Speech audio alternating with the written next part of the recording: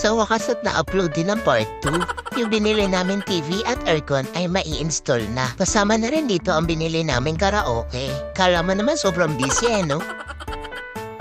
Ito nga pala yung araw kung saan dinideliver na ang aming mga pinamili. Kuwi nakaabang din ang cute namin pamangkin sa aming delivery. At ito na at isa-isa na pinapasok sa bahay ang aming mga binili. Kitang-kita pa sa video kung gaano pa kagulo ang aming bahay. Pero soon, anti-anti natin papagkandahin yan. Ito naman yung video namin pagka-uwi namin ng bahay. Siyempre excited kami umuwi niyan bago ang mga gamit eh.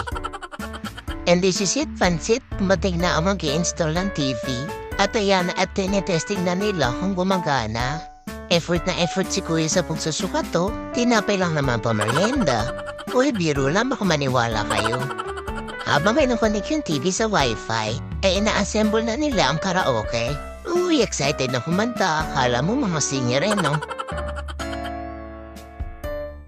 At ayan, at tinesting na muna ang sound sa YouTube. At ayan, pinatesting na sa amin ang karaoke. Siyempre, pa-shy type muna kami. Tsaka na lang namin titestingin yan pag kami na lang dalawa. Siyempre, nakakaya madinig na iba aming golden boys.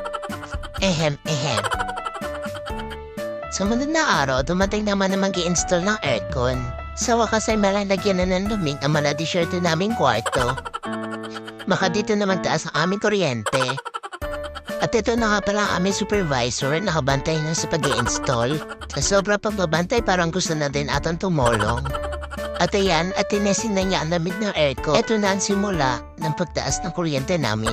Nagulat siya pagbukas niya ng pinto, iba na ang klima sa labas. At syempre kailangan din i-testing ang mic kung paano niya mapapaganda ang aming boses.